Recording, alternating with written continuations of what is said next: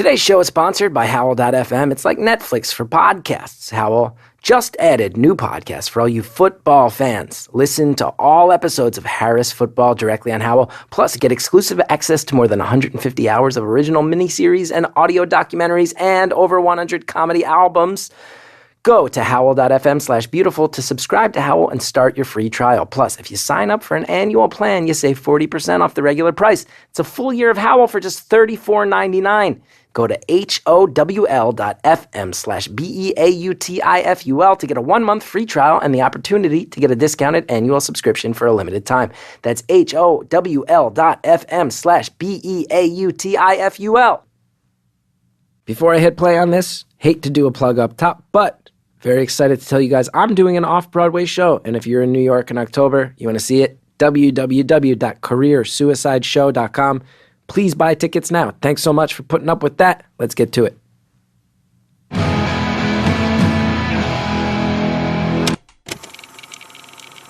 Hello, moms and daughters. This is Beautiful Anonymous. 1 hour, 1 phone call, no names, no holds barred. I'd rather go one-on-one. I think it'll be more fun, and I'll get to know you, and you'll get to know me. The call you're about to hear is from a young lady, and she's dealt with some hard stuff, but she's got a pretty pleasant life going now. And you'll hear she shares some things with us that are very sad, but also there's just a lot of pleasant chatting because she's a pleasant person. And happy to tell you, the first ever 3-way call scenario unfolds. Beautiful Anonymous, about 40 to 45 minutes in. I highly encourage you to listen through there because a 3-way call goes down, and man, did it tickle me. Did it tickle me, and I think you'll enjoy it as well. You'll also hear, I want to say up front, early in this call, it's very meta. She's discussing prior episodes of the show, and I vent some frustration towards the listeners. I want to apologize for that. It's been very interesting. This is the first call we recorded since I was away for 6 weeks doing shows overseas. And it was so fascinating to see the feedback. All I had to do, I didn't have to do the show anymore, just watch the feedback.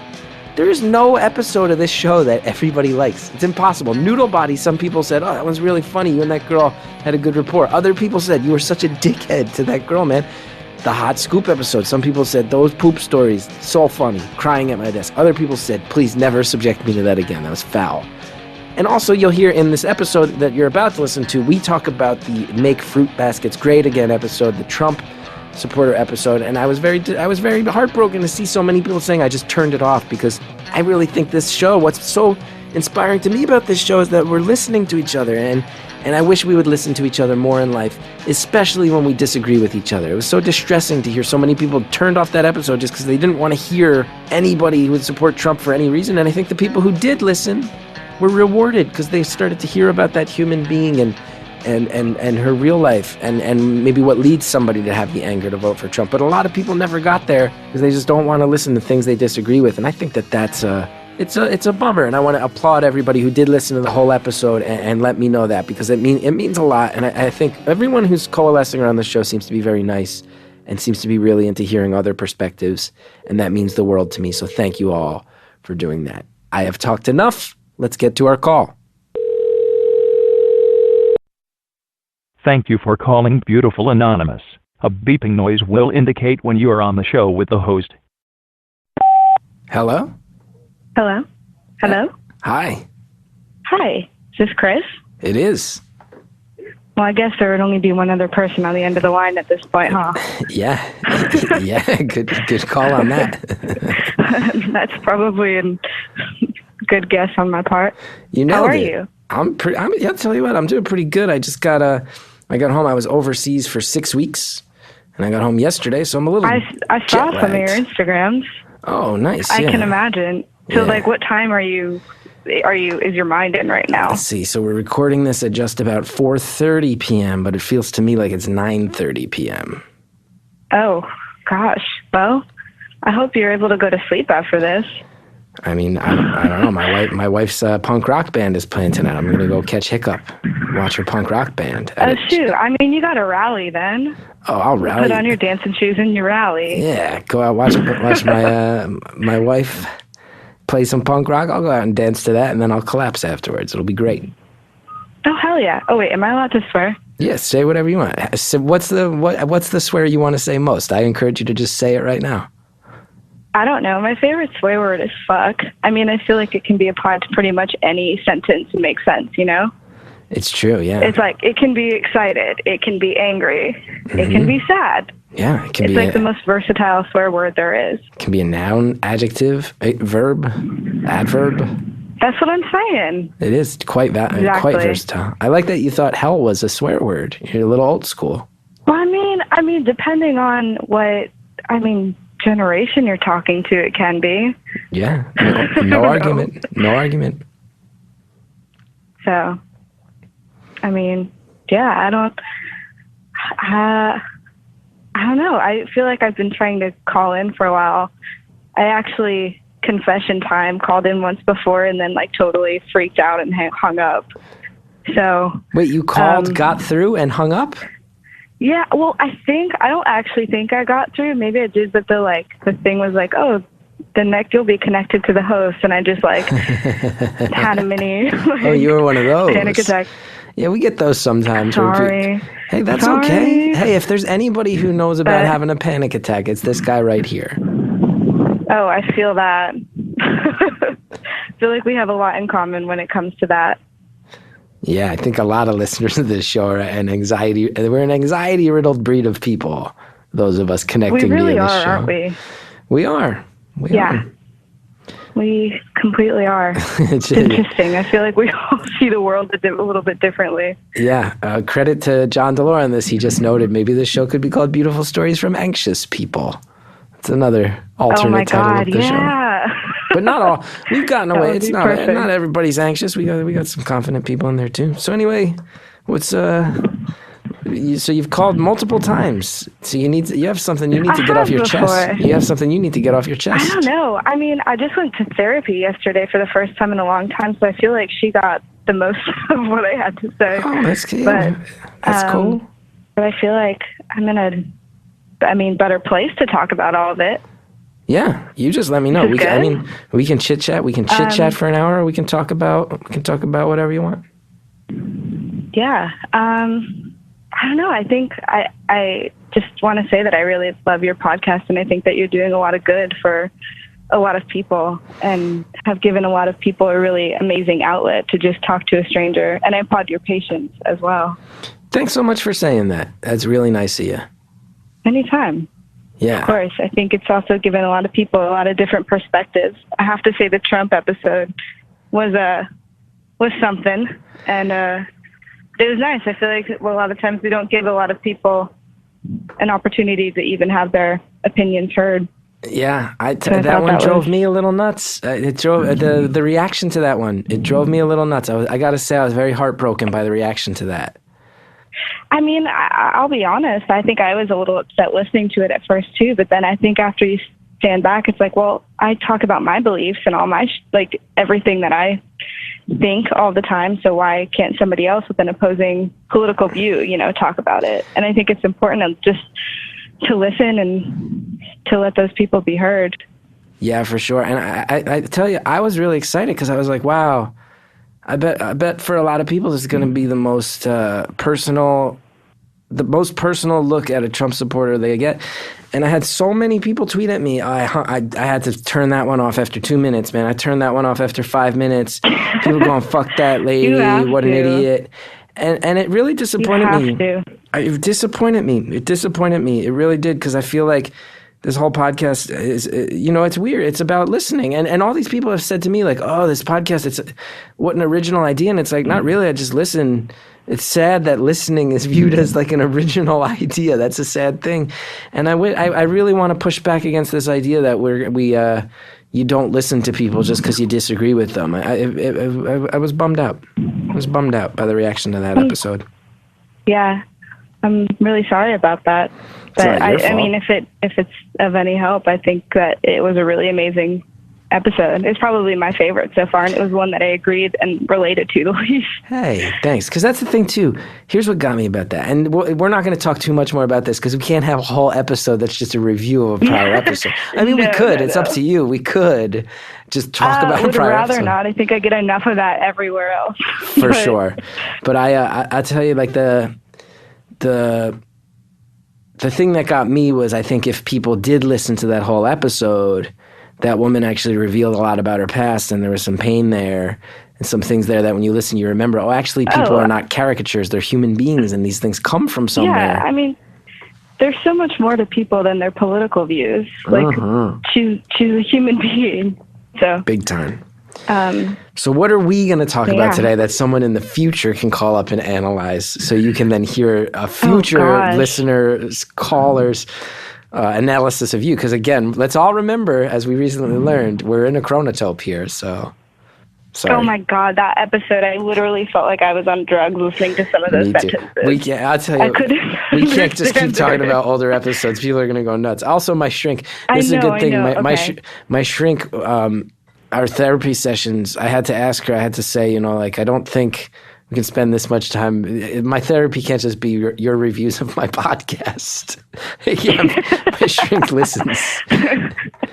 So anyway, okay, what new ground are you and I covering today? What new undiscovered territory will you and I venture forth into? I don't know if it's undiscovered territory, but I think it's a different perspective on it, at least. I don't know. I think I'm in a super transitional part of my life right now. I graduated from college last year. Congrats. I have had shit tons of friends come and go lately, physically, just leaving where I went to school, and started a job, hated my job, started my business. That's taking off, but still working at my job right now. So I think all of that put together, I've always been an anxious person. I had some shit go down when I was a kid that is, we can get into later if you wanted to, but yeah, that's intriguing. I think I've been feeling, a lot of anxiety about being completely out of control in almost every aspect of your life. I think being a young entrepreneur, and I'm doing air quotes for that because I don't even really characterize myself as that, but it's scary. And I think that being out of school and away from family and having not a lot of friends around is scary, and hence why I went back to therapy yesterday. Yeah.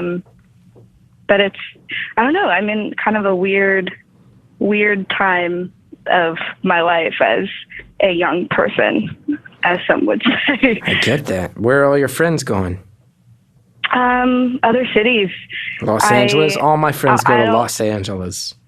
Yeah, they're, without giving away too much, I guess, a lot are going to other major cities to pursue careers in like entertainment. So yeah. New York, LA, Chicago, all that jazz. I know that feeling. Kind of, I'm not young and I didn't just graduate college, but every time someone goes to LA, I feel like when they say goodbye, I feel like I'm like at a funeral because I'm not going to talk to them again. And that's on me too, but I miss my buddies. Yeah. I miss my pals. Yeah, and it's weird. Yeah, I went to a school in a city that a lot of people just stay in to work after they go to school. So when friends are getting jobs and just up and moving, it's like, oh, wait, we weren't done, but I guess we've been out of college for a while and people are just moving on in their lives, and I'm excited for them, but I'm just being selfish, in that way. Well, but I get that. You think it's selfishness though, or is it just, is it? I don't know. Is it selfish to miss people? Do you wish you were moving on? Do you wish you were moving on too? When you see them leave, do you say, why is that not me? Yes and no. I think they're getting jobs in cities that I just want to feel a little bit settled for a little bit, I think so. And my job is mostly freelance. And so I never in my life will probably have that sense of that, but I think I crave a little bit of stability. And I think that's what they're all getting. And I think I'm jealous of that in a sense, which I'm just now realizing now as we're talking. So, I don't know. I felt selfish before for wanting them to stay, but I think it really is just, I don't know. I think I crave that stability. The stability of your friends. Yeah. I get it. I tell you, one of my best friends, he moved to L.A., chasing the dream, living the dream, and that's a good thing. But we lost touch, and it's a bummer. Yeah, I texted him. I said, did I do something to make you mad? And he wrote back, he said, no. And I just realized, no, we just live 3,000 miles apart now. It's a sad thing, but that's how it goes. It's life, isn't it? I think so. I mean, I haven't seen so much of life. I'm still relatively young, but it does seem like that thing where you lose people every once in a while. But it also makes it happier when someone goes away and then you actually do manage to retain a friendship and maintain some sense of closeness. Oh yeah, that's a beautiful thing. It's work, but it's good work. I think any relationship is work. It's true. So, I think it's a good thing. Everybody is doing good things. I just have a tendency to see them as bad things at first. You see bad things as good things. So you don't like change. Don't know. You're not a fan of change. Like I said, I'm the most anxious human being I think there is. Yeah, what happened to you? You said when you were young, a bunch of fucked up shit happened, and you keep saying you're anxious from it. You don't like change. What the fuck happened? Oh God, this is gonna get really, really heavy though, real fast. So I don't know. People love that. I don't want to bum you out. You have to go to a rock concert after this. I'm gonna go to a rock concert, get that rage out to the wonderful tunes of my wife's band Hiccup. But listen, you're saying it's gonna bum everybody out, and listen, we all know the listeners of this podcast. I mean, no. That's true. I guess they're used to it. A whole bunch of them just lit up with big grins, and then a whole bunch of other ones went, I don't want to get bummed out by this podcast anymore. And then I'm sitting here going, I can't give you all what you all want. Not everybody gets what they want. Can I tell you a pun first to at least lighten it before we get into that? Yes, let's commit to that you and I will pepper this sadness with puns. Just if it gets too heavy, we'll just look for puns. And I'm not good at puns. I'm just going to give you one pun. Okay. Okay. Well, I'm just gonna ask you a question, and it's gonna be a yes or no answer. Okay. All right. So, have you heard about the restaurant on the moon? No. The food's great, but there's no atmosphere. Nice. Is that a pun? Is that really a pun? I don't know. I did like your... Oh, shit. Now I'm questioning everything in my life. I do like your cartoonish giggle at your own joke afterwards, by the way. I like that. You did like the... You're younger than I am. There was an old cartoon character named Muttley. You know Muttley? Dick Dastardly and Muttley? No. Muttley. He used to laugh like you do. He went... Uh-oh. Yeah, you laugh like Muttley. Oh, Look God. it up. Muttley's the best. Muttley was the man. He was a little dog. He walked on his hind legs. He was evil. I'm going to look that up after, and I'll either be like laughing or I'll be probably offended, I guess. Yeah, is that a pun? That sounded to me more like a joke. Like, isn't a pun like a wordplay thing? I guess that's a pun. You're right. I guess you're right. You're completely right. I'm not trying to get you down. No, I did it to myself. It's okay. Now let's go ahead. I didn't mean to yell at you. No, you didn't yell. Also, just so you know, I've been tracking your swears. You got 1 shit ton, 3 shits, a fuck, and a hell. That's where we're at with the swears. Okay, I'll try and calm it down. Yeah, cool. Or I can keep doing it, and we can just keep count. We can play some sort of drinking game out of it, and you can get ready for your show, like pre-gaming. Okay, now give me this sad stuff, and if it gets too sad, we'll look for puns or things that are close to puns. Perfect. Okay, so I grew up in a semi-normal family in the Northeast, so I'm familiar with New York and all of that jazz. But I had my best friend. She was about a year younger than I was going on vacation with her family and was on the way to the hotel, and the driver just crashed head first into a tractor trailer, and she was killed instantly, and I was 11. Oh. And I guess that just really fucked me up for a while. Well, to say the least. It really explains away why you don't like your friends leaving. It puts a whole new layer on that. I feel bad that I brought up my buddy who's successful in LA, and then you turn around, you hit me. No. I honestly never really made the connection until just now. Really? Like, you're already doing a much better job than my therapist did, yeah. Yeah, who's this whack-ass therapist you got? I've been figuring stuff out. Seriously. 10 minutes I've been figuring out. She's like a yogi, therapist lady. She's cool, but she's also, she's something. She's a character. But yeah, my that shrink is as well. Yeah, and that happened. So that sucks. I'm sorry. No, I mean, it was over 10 years ago, but I think that it's still something that, because I think I don't know how to say this without sounding corny, but I've been through so many different, I don't know, like after that I went to middle school and then high school and then college and out of college, and you have so many different groups of friends, and you don't really talk about it that much as you get older, even though it's one of those things that really sticks with you. Mm-hmm. I think in like kind of just shaped every aspect of my life from there on out. Yeah, I would imagine. So, yeah, that was, after that I started having panic attacks, didn't know what they were or like what was happening to my body. I was 11. I was in like 5th grade. Like, you never know like what's going on in 5th grade anyways. And then add that onto it was really the icing on the cake. But and how did your parents help you through it? I think they were confused. I don't think everybody was dealing with so much grief at the time that they kind of just threw me into therapy thinking that would help everything. And like, it helped a little bit, but they put me on all these pills and just made me feel super numb for like 4 or 5 years. Yeah. And then I think, I don't know, fought a lot with my family at that time because I didn't really know what was going, like, I didn't know that like mental health was even a thing. You know, I was so young. I was just like, oh, this is how I'm feeling, you know? Was that your first encounter with death?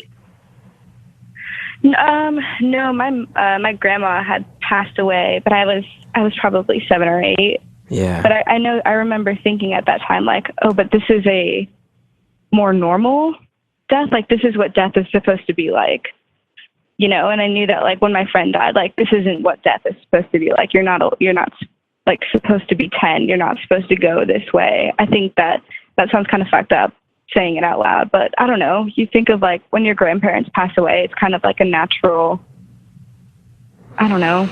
No, it's true. I don't think that's fucked up at all. I think like I think that's totally true that you know, when the elderly members of our family pass away, they're teaching us something about how that goes. I don't think that's fucked up. I don't disagree with that at all. Yeah. Okay, good. Yeah, but I remember knowing that like her death was pretty well publicized in national news outlets and all this stuff. So really? Having that layer of that on top of it, was like just an added layer of pressure to grieve almost. I don't know. So I gotta how to explain it. I don't want to like make you dwell on this too much, but if we're going there, I have to imagine like not everyone who dies in a car accident gets written up in national news outlets. So there was something. There's something like notable about this in some way, huh? Yeah, I think that her family was really well known in the small town that I grew up in, and like I don't want to give away too many details. No, of but course, whatever you're comfortable driver with. was not. Yeah, no, the driver was like not licensed, and they were going to this huge resort on this island that promised like safe driving, like all inclusive, like you'll have the time of your life, like those commercials that you see on TV and stuff. And then there were just like lawsuits and just so much stuff going on that you couldn't just like let it go. Like there were so many other layers to what had happened that it was hard to shake. And did they like, was it, I would imagine it's the type of thing too that your school, you know, like, do they have an assembly? Do they have all that type? Like this is a thing that's in your face for a while, right? Dedicated playgrounds and fields and plaques and trees and like the rock garden. And it was one of those things that you couldn't, not that I think I was even ready to move on from, but you couldn't move on from it because it was just so, I don't want to sound insensitive, but it was just so present all the time.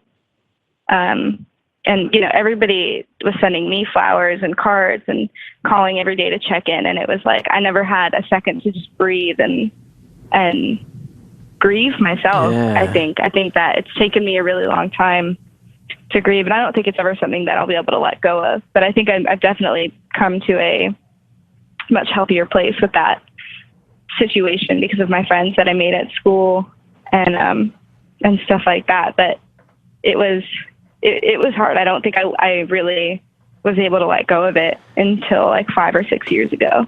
Yeah. Because I imagine, like, hearing you say that, it's a very strange thing to think that, you know, you never think of it. You know, people pass away, and it's very often sad.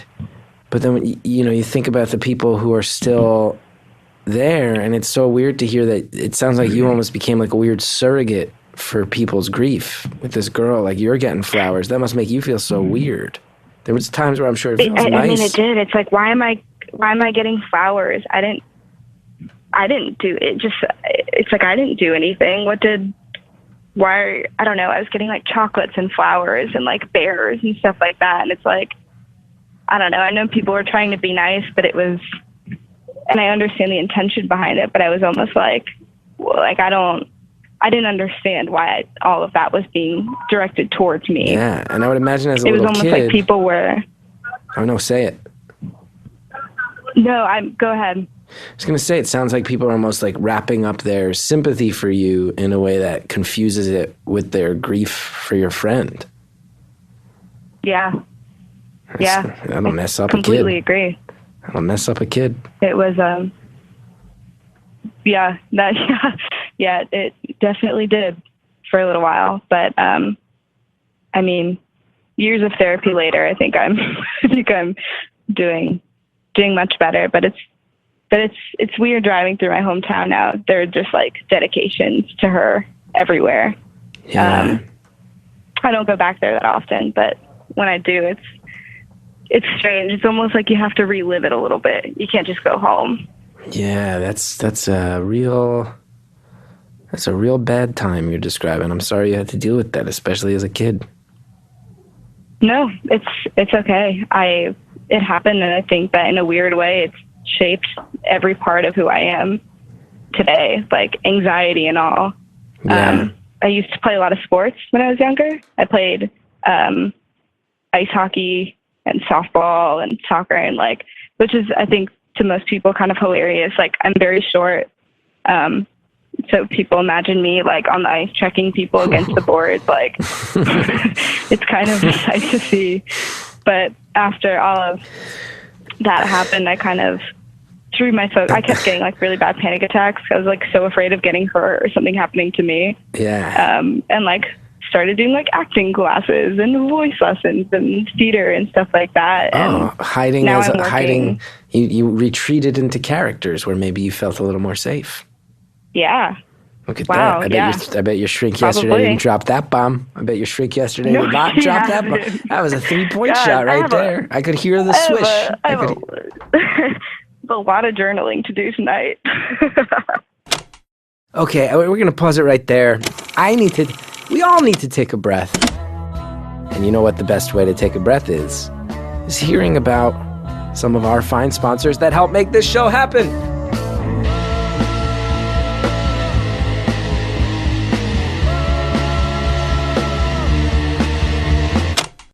Do you guys know that you can straight up make vinaigrette? I didn't until I started using Blue Apron, and then I made vinaigrette. And yeah, I was proud of that. It's delicious on my summer salad that they sent over and that I made with my wife in our living room, because that box shows up, it says Blue Apron. I love it. It means that we got healthy, fresh ingredients sitting right there for us, and me and my wife, we're going to sit down, have a meal, talk. It's become a ritual. It's a beautiful thing. I love Blue Apron. I love not just the service that they provide, but also how they do it, because they work with local farms, fisheries, and ranchers. All of their seafood is sustainably sourced. It's a very cool thing. They raise all their animals raised humanely. It's a great thing. It has good impact on households and the environment. They know that when you're cooking with good ingredients, you're gonna get addicted to better food. I love it. I love it. I love it. Check out this week's menu. Get your first 3 meals free with free shipping by going to blueapron.com/beautiful. You'll love it. You'll love how good it feels and tastes to create incredible home-cooked meals with Blue Apron. Do not wait. That's blueapron.com/beautiful. Blue Apron is a better way to cook. Guys, my life has changed for the better recently because I now sleep on a Casper mattress, and it's amazing. this sleep surface, which they developed in-house. I've never experienced anything like it. It's like you lay in it, and it's very soft up top, but it's still a firm mattress. Both my wife and I have said we have less neck problems.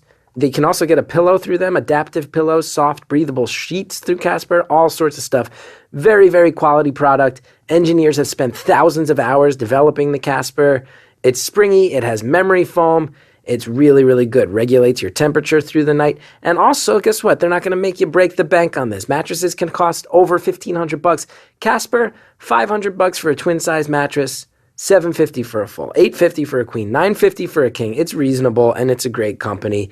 They have confidence in their product. It's an obsessively engineered mattress. It's at a shockingly fair price. Springy latex, supportive memory foam. It is an award-winning product. Time Magazine named it one of the best inventions of 2015. Free shipping and returns to U.S. and Canada. Try Casper for 100 nights, risk-free in your own home. If you don't love it, they'll pick it up, refund you. Made in America.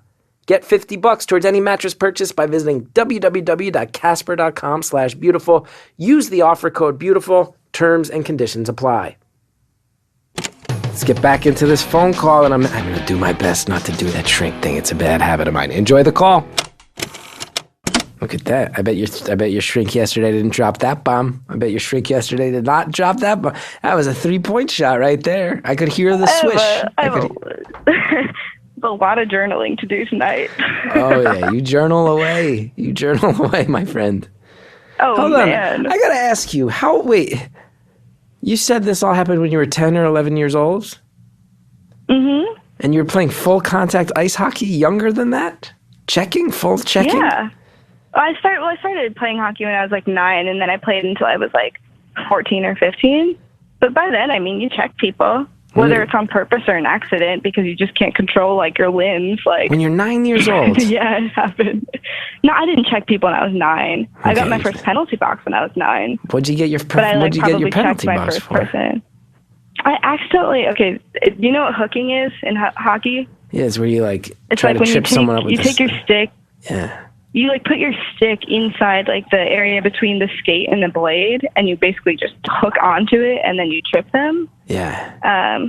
But I swear to God, it was an accident. I, literally just, flung my stick out and accidentally, pulled it back because I didn't realize it was under this girl's skate, and she fell flat on her face. It was probably the funniest fucking thing I've ever seen in my life, but then the next thing I know, they're throwing me into the penalty box. Yeah. And, I look over at my parents, and my dad is cheering, or my mom is cheering super loud, and my dad just has this look of horror on his face. So your mom was bloodthirsty. Hilarious. Oh, heck yeah. They don't have any sons. So my mom and my dad, I think, both are they both like watching sports and stuff. And I was the only one who was like, yeah, I'll do this. I'll take the load of all the contact sports for us. Yeah. I do like hockey. I tell you, I don't really watch much hockey. I find it very hard to watch on TV. I didn't really grow up with hockey, although everybody in New Jersey loved the Devils. I just missed the boat on it. I do really appreciate the fact that when you break the rules, they make you sit in shame inside a box. I think that's a cool thing for a sport to do. You sit in that box and be ashamed. Yeah. Everybody knows you're in that box. That's a cool thing. Are there other sports that do that where they shame you? Sorry? I don't think there's other sports where you have to sit in a shame area for breaking the rules. I know, you just have to sit there. Think about it. And then you feel like everybody's looking at you because you're a cheater. It was an interesting time. But, I only got penalty box a few times after that. Yeah, that'll shape you up. Oh, yeah, real quick. Real quick, it'll shape you up. But I just thought it was funny. To me, it was just fun. Yeah.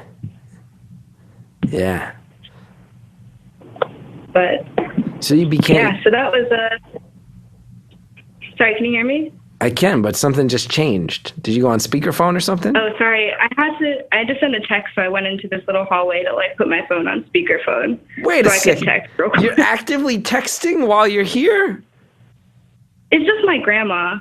Hold on. I promise it's just my grandma. Okay, it's your grandma, so I feel a little bad. There are people who fight tooth and nail to try to get their phone call through on this show. There's people, I get tweets from people going, when are you taking more calls? I have stuff I really need to tell you. And then you get on and you're texting? No, she's in Europe and she just texted me, and so I felt like I had to just respond really quickly. I swear that was the only one. What did you only say? One. What did you say? She was like, hi, can I call you? And I was like, sorry, I'm on the phone right now. I swear. I can send you a DM with the text later. You want to patch through a three-way call with your grandma? I don't know if she would like that. Yeah, that's fair. If your grandma wouldn't like it if you ambush her. If you ambush her on vacation with a random man on the phone. My grandma is the coolest lady ever. Like, my grandma is like so hilarious. She just like waltzes around. Like, every time she comes to visit me, she makes me bring her to like the swanky mall, and she makes me take her to Louis Vuitton, and then she makes them take out every bag in the store and doesn't buy anything every time. Wow. Your grandma's She's a fancy lady. Yeah. Oh, God. She's so funny. She retired recently. You're making me want to talk to your grandma really bad. I'll just listen to you talk to your grandma and record it and broadcast it. I can tell you funny stories about her. Also, she's so funny. I'm not really close with my grandparents on the other side of my family, but my grandma lives in the same town as I do, and like, people think it's funny when I tell them like, oh, my grandma is my best friend, but I'm like not kidding when I say that. That's cool. She's so funny. She like, I moved away from home to go to school. I live about 1,000 miles away, and so she likes to visit a bunch, and she'll call me or text me and be like, hey, do these days work for a visit? And I'll be like, I mean, let me check my schedule when I get home, but like, that should be okay. And she's like, okay, good. Well, I mean, I booked it already, but like, but I can just hang out. I'll have fun with myself. And I'm like, okay. So your grandma just comes and hangs out at your college campus? I mean, I moved off campus after my sophomore year, but yeah, she would just come and hang out. She just like brings a bottle of whiskey and a box of wine, and she's like set. Wow. Like, give her like a bottle of wine, box of whiskey, and like a season of like Law and Order, and she's like completely happy. Your grandma just gets fucked up and watches Law and Order? We talking SVU? Oh my God, I actually have an SVU tattoo on my foot. What are you talking about? What? Okay, so you know in the theme song, like these are their stories, dun dun. Yeah. I have a sound wave of that tattooed on my foot. Me and my two best friends. Wait, a sound wave of it? Yeah. What do you mean a sound wave? Okay, so like we all do music stuff. And so like we can't actually get the words dun dun tattooed on our foot.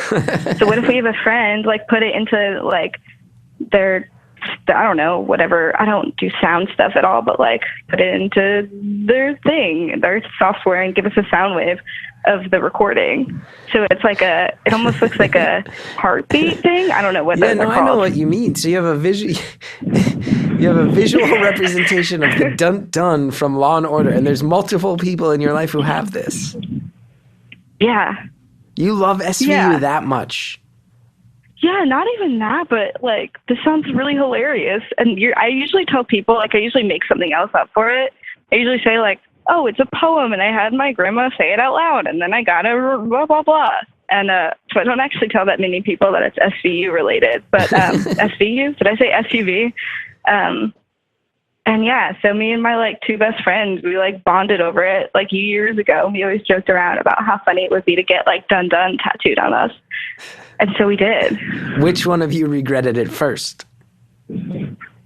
Probably me. You did? I hid my tattoos from my parents for like 3 years. How many other tattoos do you have? I have 2 others. They're all really small. Like, they're all easily covered. But I told them for the first time in July. And then my mom was like, I was so afraid. My mom isn't a scary person, but she can be when she wants to be. Like, she's a Jersey girl, so like she can be scary. Oh, where's she from? She's from Fairfield, New Jersey. Get the fuck out of here. I lived there for like 15 years. No shit. Yeah, after my parents, I grew up in West Orange, and then my parents moved to Fairfield. So your mom's Italian, huh? No, she's actually completely Irish, but everybody in Really? her town was Italian, and her parents got really angry when her sister married an Italian guy. Oh yeah. Those two cultures have so much Like, in I've common. heard so much about the politics of it. Yeah, for some reason, Irish Americans and Italian Americans butt heads, even though they are largely the same exact people with different types of food. Exactly. Yeah, and one tans and one doesn't. Wow. Look at that. So, yeah. I bet your mom's been to the old That's Anthony funny. Pio Costa Library I'll have to ask her, on probably. Hollywood Avenue, the Anthony Pio Costa Library. Okay. When we moved Good to to that know. town, my brother, one of the hardest times my brother ever made me laugh, we moved to Fairfield, New Jersey, and we drove past it for the first time, and he goes, "Who the fuck is Anthony Pio Costa, and why does he get a library?" Made me laugh really hard. That's so funny. And then I lived on Vine Street in Fairfield, New Jersey. So I lived at Hollywood Very and cool. Vine. Hollywood and Vine, a young man chasing his entertainment dream. In good old Fairfield, New Jersey. Yeah, Fairfield, many a long night spent driving back from New York City, doing shows, driving back to Fairfield, New Jersey, wondering if I was making really bad choices with my life. Yeah, Fairfield, New Jersey. Don't we all? Look at that. So I know. That's so funny. I know your mom can be a scary lady because she's got that Essex County in her. Oh, yeah. Yeah, she can be real scary. I don't even remember what I was saying before this, but yeah. About tattoos. She's a great lady, but she can be real Oh, tattoos, yeah. I called her, and we had this, like, really long conversation. Are all your We talk on the phone, like, every other day. Are all your tattoos What? related to TV procedural shows, or? Just the one for now. Yeah. What are the others? What are we talking here? I don't really watch that much TV. Huh? What are the others? So one is Roman numerals for 15. It's like not at all related to the Taylor Swift song, which I've been asked before. But last year I kind of had a kick-ass year, like, not gonna lie. So I decided on New Year's Eve, me and my friends were like downtown, and there was a tattoo shop, and we had a couple drinks, and we were like, why don't we like go get tattoos? And so she got like something else, but I got Roman numerals for 15 tattooed on my arm. Mm-hmm. They're really small. It's teeny, kind of cute. Okay. So, yeah, and then the other one on my side is sounds kind of weird as well, but it's a window.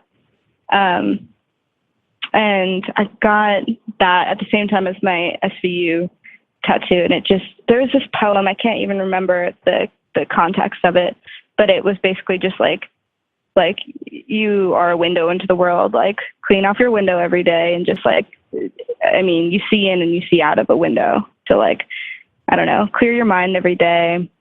Just do, I'm not doing a good job of explaining it, but just like see the world through a new lens every day, almost. It's just whatever happened yesterday was yesterday, and whatever happens today is today, and whatever happens tomorrow, that's nothing you can control or worry about right now. Good advice. Yeah, and I love light, which is a weird thing to say, but everything that has to do with light, like my apartment, I made sure it has to have tons of light in it. And I think, windows are I don't know, that's what they let in. That's their job. You might say So. windows are the eyes to the soul. Exactly. This is a good flip. So, Was that a pun? yeah. Was that a pun? What? I think it maybe was a pun. I don't think that was a I'll pun. run a poll on Twitter. I don't think that was a pun by a long shot. It was an okay joke, and I No. was way too proud of it. That's what that was. That's how mine was before, so we're kind of even now. That's okay. I feel like there's going to be a lot of debate about whether or not yours was a pun. I'm going to say it Like, I feel like qualifies. this might be more controversial than the Trump episode. Like, the whole, pun crowd is just going to come after him. I can't wait to see that. As soon as I heard that you said that was a pun, I hung up. That's not a pun. Fuck you. It's not a pun. What if this was, the first one that you just, hung up on me for? I said the pun, and then you had just hung up. I'm saying that's not a pun. this. Click. I'm out of That here. is definitely not a pun. Doing this show anymore. I don't want fake puns. No fake puns on this show. No fake puns. It's going to be a hashtag. No fake puns. Yeah. That's some good stuff. Do you have tattoos? Yeah, I have 3 tattoos. What are your tattoos? My first tattoo was in 2008. I met a man named Morrissey, who people have heard me talk about a lot on this show. Lead singer of a band named The Smiths. He played the Jimmy Fallon Show. Very familiar. Yes, he played the Jimmy Fallon Show. I have friends who worked there. I asked them if they could get me in. I got backstage. He was walking down the hallway. I met him. I had called it. I had done a show a few days prior, and I said to the crowd, I swear to you, if I can meet Morrissey, I'm going to bring a marker, get him to sign me, and I'll get it tattooed. And he did, and it was terrifying and beautiful and touching. And yeah, that was my first one, Morrissey's signature. I got it. He wrote his name on me, and I ran down to a tattoo parlor in the East Village, and a friend of mine, as soon as he signed me, a friend of mine goes, I turned to my friend, I go, I got to get this tattooed, right? He goes, well, your only other option is you're not getting it tattooed, and you're not doing that. Go. And I went, I got it tattooed. And then my second... That's awesome. My second tattoo is also Morrissey related, sadly enough. There was also a period. I mean, who am I to judge? I have a Law and Order tattoo. Yeah, I mean, I'm not going to. If you tried to judge me, I would have shut that down hard and fast. Yeah. But I will say there was a stretch where if you Googled Morrissey tattoo, I came up. A big picture of me came up. I don't know if that's still true. Oh, hell yeah. We're going to check it now. If you Google image search Morrissey tattoo, there was a long stretch where my picture came up, but I don't think that's true awesome. anymore. Hold on, we're gonna check. Click on right now, but I'm afraid to do anything else on my phone. Yeah, you're texting. You got yelled at. I know. Thanks, Grandma. Yeah, it looks like I just Googled it. It looks like I don't come up anymore if you Google Morrissey tattoo. But I was one of the early. Oh wait, was that it? That might be it. Oh, anyway, who cares about that? Well, I'll look it up later. So my second one, there was one year, 2012, I fell off the wagon. I did a whole bunch of MDMA at Bonnaroo, and it led to a life downfall of about 4 months.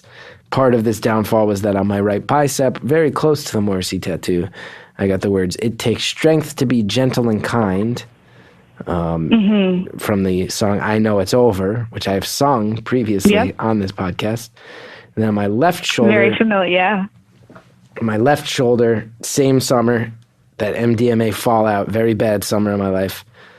I did, in fact, get a tattoo on my left shoulder that says the phrase "lose well," which is a thing that relates to the Chris Gethard Show. That's a phrase that came out of the Gethard Show that a lot of people really responded to well, which is the idea that it's okay if you lose. You're allowed to be a loser. Just be good at it. Don't think too hard about it. Don't sweat it too much. Don't stress it. Just be a loser and be okay with that.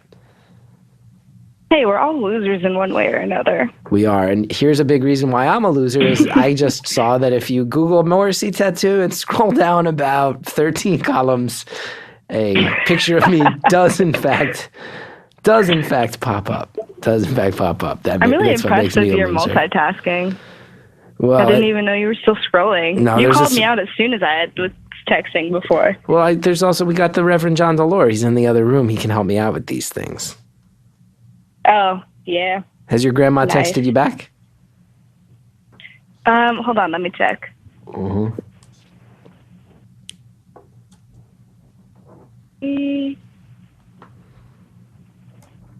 Nope. Wow. Okay. Also, John looked it up. It looks like your moon joke was a pun. Looks like it was a pun. Really? Yeah. Yeah. I was wrong. I can admit when I'm wrong. Hey, lose well. You threw that one right in my fucking face real quick. Real quick. You nailed me on that. You nailed me on that one. That was a real quick turnaround for you to throw that right. I'm like quick on my toes this week. This usually doesn't happen. She burned me. Kid burned me on that one. She looped it around real quick. It'd be funny. I'm going to go get some ointment to treat that sick burn. And while I do, you guys should listen to some words from our sponsors. Everybody knows that I love therapy. I'm someone willing to talk about it. I don't get why it's a thing that we don't talk about it. I think it's a thing that everyone should think about doing if they think it'll make their life better. And I think that therapy can and should be affordable, confidential, and convenient. It's exactly what Talkspace is. Only with Talkspace do you get unlimited messaging to your dedicated, licensed therapist for just $32 a week. That's so affordable. They're making a service that you might need very affordable. Join over 300,000 users who already know that with Talkspace, you can text, audio message, or video message your therapist as many times as you want without having to wait a whole week for your next appointment, because with Talkspace, your therapist is always right there in your pocket or on your computer. Now you can even schedule a live video session with your therapist right from your smartphone. Visit Talkspace.com/beautiful for a special $30 discount of your first month, or download the Talkspace app on the Apple or Android App Store. Use coupon code BEAUTIFUL. Talkspace, therapy for how we live today. I really hope you guys patronize the goods and services offered by those products as they make this show happen. And speaking of that show, let's get back to it. That's good. That's good. What's going on? Yeah, that's good. So what do you think? Are you going to stay in this town forever, or when are you leaving to? Actually been thinking a lot about that lately. I mean, I love it here. This was such a huge, vital, important part of my career and my friendships and relationships, and it's going to be hard to leave. I know that. I think I've got a couple more years left. And you're still living in your college town? I was back up in New York. Mm-hmm. Yeah. Wow. Yeah, it's a great little city. I'm jealous of that. I hated my college and my college town. What college did you go to? Rutgers University in New Brunswick, New Jersey. My mom went there too. Come on! Me and your mom have so much in common. Like, you should be talking to her. What do I got to do to talk to your her, mom? Not me. Can we three-way your mom? Oh, man. Can we three-way call your mom? You said no to grandma. What about mom? Oh, God. Okay, she might be at work. Are we calling your mom at work? Am I allowed to text her real quick? Can I text her to check real quick? Yes, text whoever you want. I'm just kidding around about being mad. Yeah. Putting you on speakerphone. How much time do we have left? 17 minutes. Okay, shoot. All right.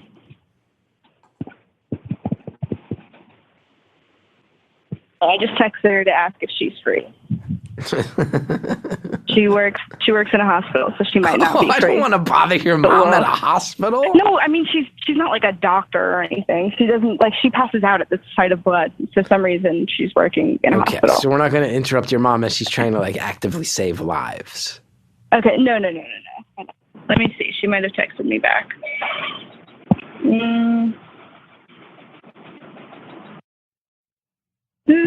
Hold on. Sorry, I don't mean to be uninteresting.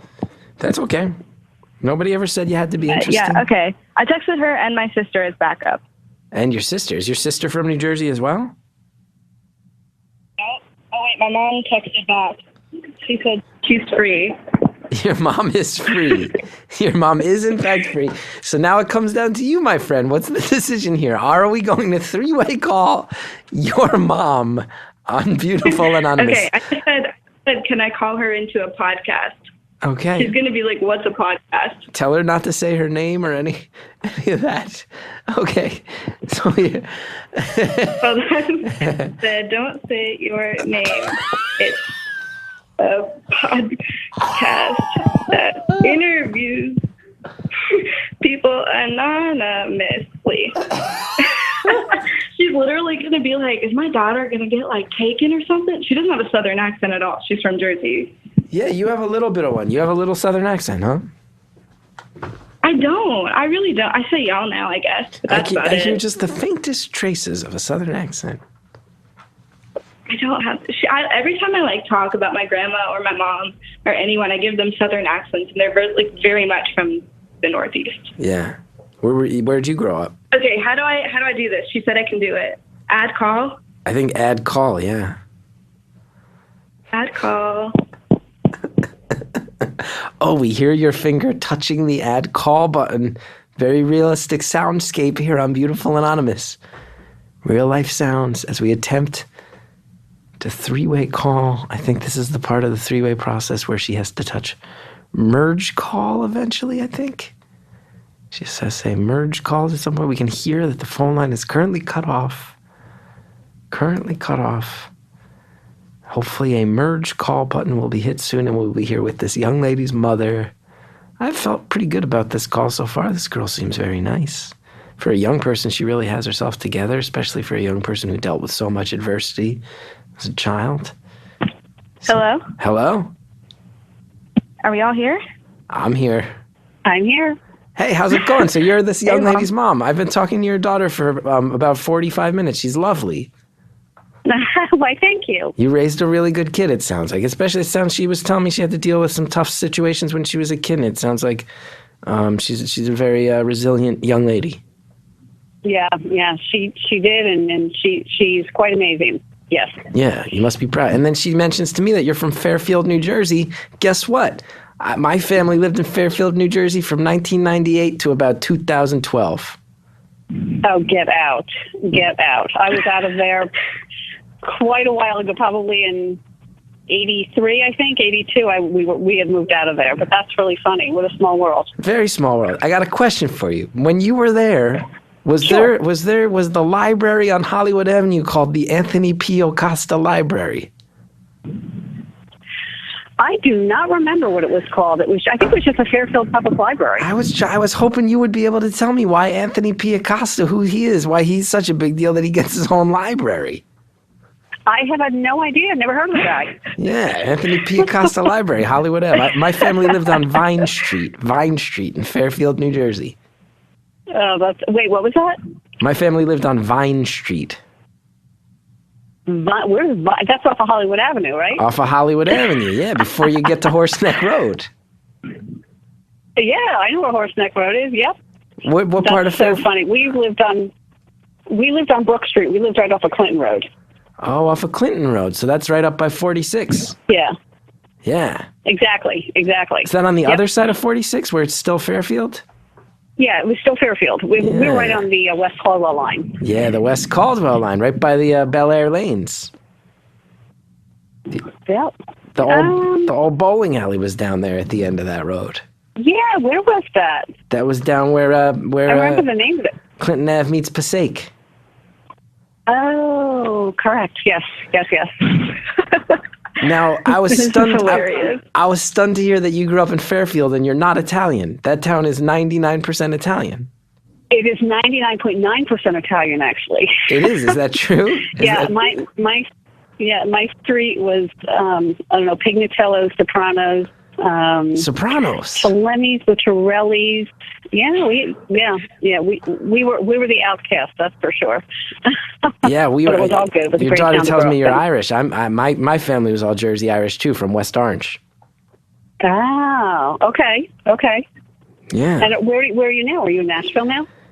No, although I think you just outed that your daughter has carefully avoided telling us the city she lives in, and now we all know it's Nashville. No, I'm in Queens, New York now. I'm in Queens, New York. Okay. No, I do this. So, Mom, the podcast is called Beautiful Anonymous.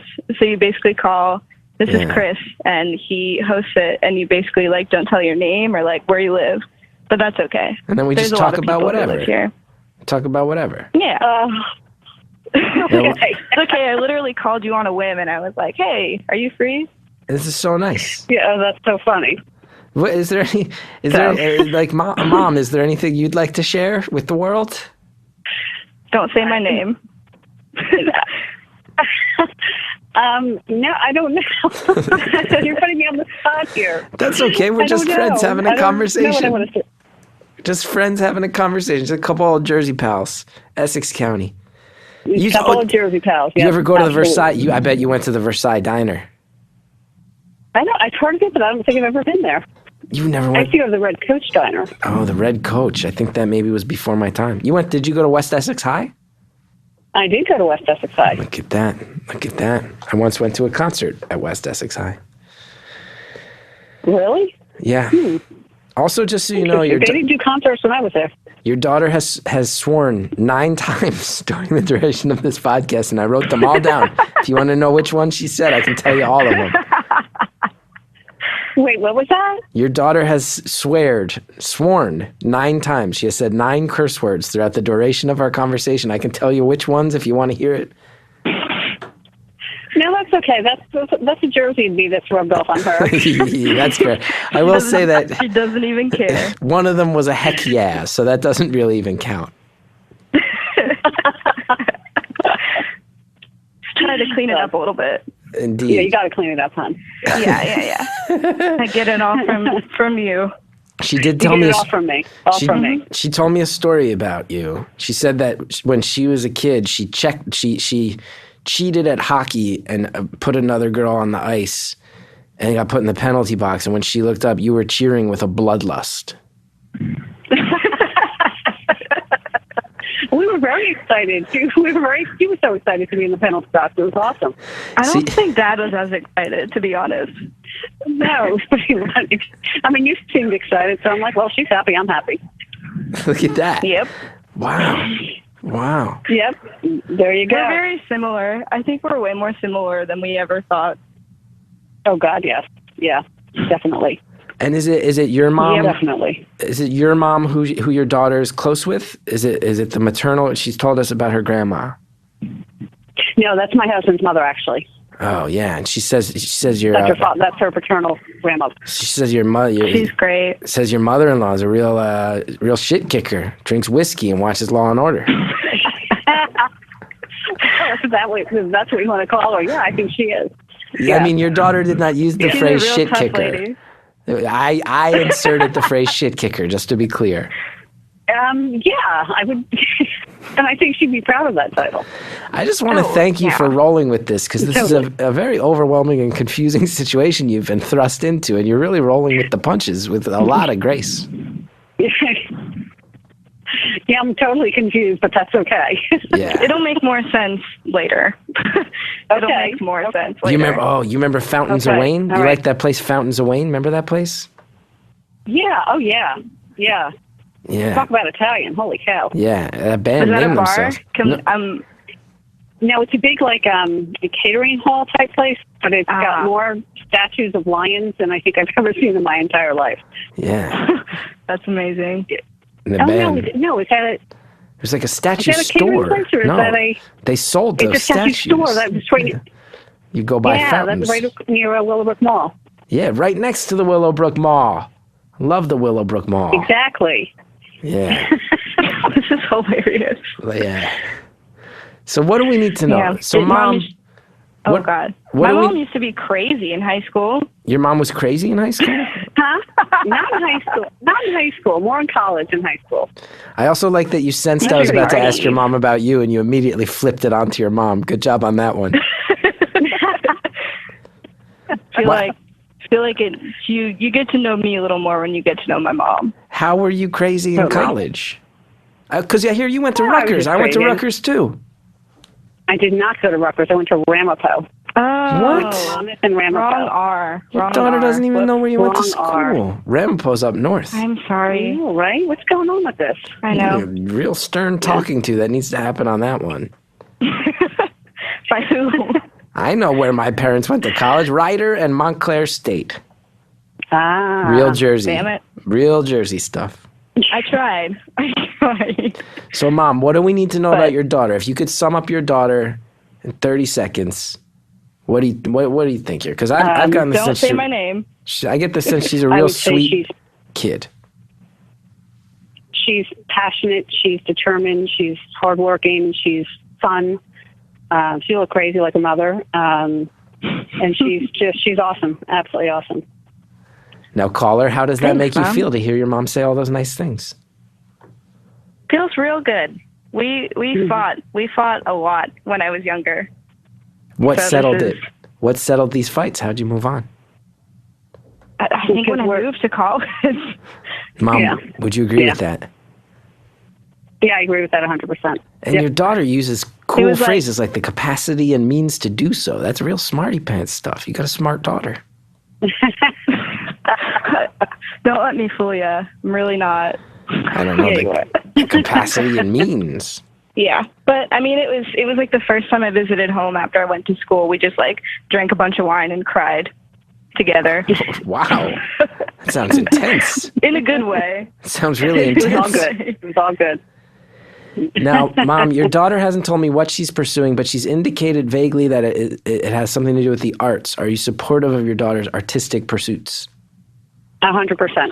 That's awesome. 100%. That's cool. Yeah, I was visited home like 2 weeks ago, and she was the one who basically convinced me to go part-time at this full-time job I'm working at and like pursue this more full-time. which Wow. was pretty kick-ass of her, I'd say. I don't think many parents would do that. Yeah, that's cool. A lot of parents are quite concerned when their kids want to be artists because it's an unstable life full of uncertainty and fear. Mm-hmm. But I think if it's you're going to do it, so this is the time to do it. It is, but this is the time, this is the age to do it if you want to do it. Yeah. You don't have much responsibility. We're not going to let you starve. So, yeah, you got to go for it. That's always her thing is whenever I like call her and I'm like scared, she's like, we're not going to let you starve. And I'm like, okay, cool. Like I might not have anything else, but at least I'll have some food. At least you'll be eating. Yeah. Yeah. We'll send you down some ramen noodles. You'll be fine. Perfect. Yeah. Yeah. So you're willing to feed her, but not nothing too fancy. Just some microwave No noodles. steak. I mean, that's ridiculous. I don't have even two eat kids in steak. college. I know, right? Send her down to chicken. So Yeah. the way this works, Mom, is that we have a countdown from an hour. We called you pretty late into that hour. We have about 2 minutes left, so I don't know if there's anything you guys want to say here at this shared call. I want to thank you both for doing this because this has been very pleasant. It's surprising. Is there anything you want to get off your chest? Any messages to the world? Because, Mom, I don't know if you know this, there's probably about 140,000 people that are going to listen to this conversation. What? Yeah, well over 100,000 people are going to listen to you reminisce with me about the Fountains of Wayne. That's awesome. I feel like, yeah, I think this was a good call, I think. I don't know. Thanks, Mom. You're welcome. My pleasure. When's the next time you guys get to see each other and hang out? Probably Thanksgiving. Yeah, probably Thanksgiving. Wow, that's a ways away. I'm glad that I got to connect you guys for a few minutes here. Yeah, Well, thank you. appreciate Please. it. Thank you for raising a cool daughter and a tough daughter who's willing to share. You're very welcome. It was nice chatting. It was very nice Is that chatting. it? Is our time? No, I mean we got a That's it? minute left. Cool. It sounds like your mom's trying to skid out. It sounds like your mom's done with this shit. Okay. Sorry, Mom. You can No, get no, back to work. Your mom's kind of I over thought it. we were over, so no. Your Yeah. mom. It was a fun phone call. This was cool. I don't think we get to talk like that enough. Thanks, Chris. We don't really. Yeah, Oh, thanks, Chris. You guys don't always open up to each other, huh? No, we do. We I do. think we do. Okay. Not usually in the afternoon. It's usually over a couple glasses of wine, but I mean, that's fair. Also, Mom, just so you know, your daughter has a mastery of puns. I don't know if you're aware of that. I don't know if I'm aware of that or not. Oh, when she starts Hidden breaking down these puns to you, you're gonna lose your mind. Oh my gosh, that's funny. well, I feel like, are we up? You got 10 seconds until that bell rings. So you got 10 seconds of things you want to Shoot, shout. I guess we'll just close it out with thank you. This was awesome. Got a lot off my chest. Felt good. Excellent. Bye. Bye.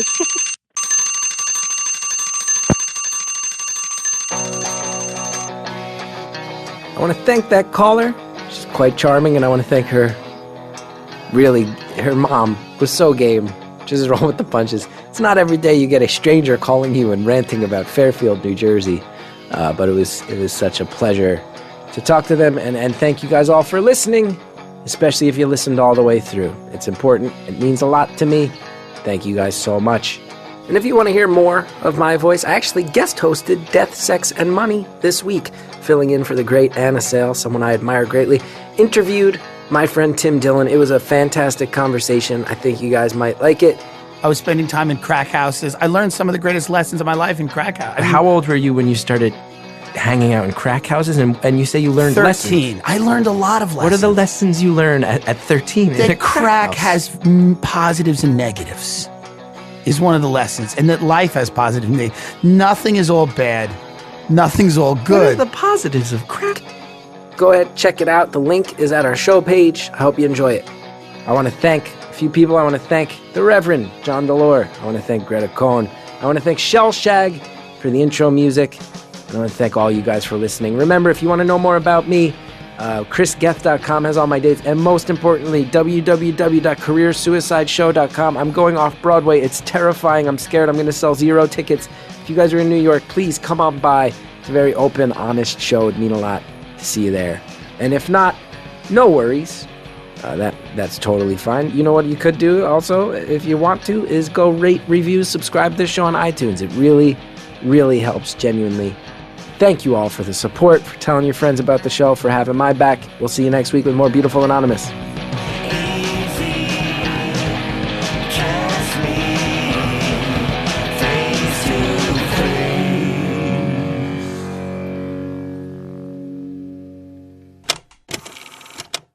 Next time on Beautiful Anonymous.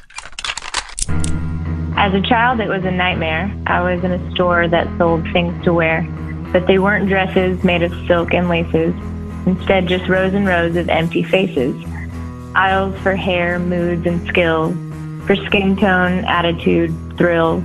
A sign above me read, "You can be whoever. For the right price, you can change your forever." To make a choice for one, impossible. I am too young, too scared, unable. How can I know my skills, my passions, my desires? I wandered through the aisles, reading the tags, looking at prices. That's next time on Beautiful Anonymous.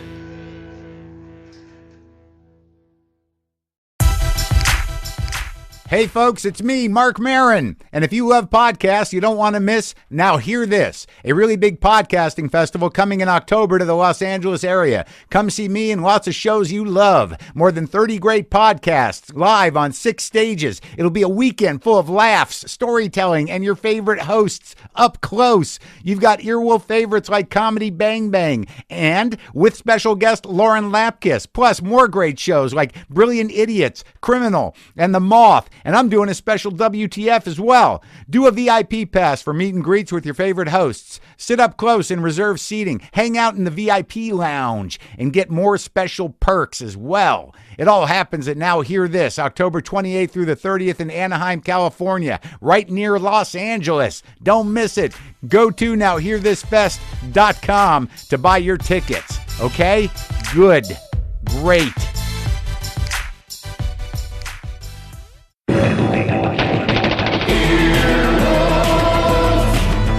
This has been an Earwolf production, executive produced by Scott Aukerman and Chris Bannon. For more information and content, visit earwolf.com.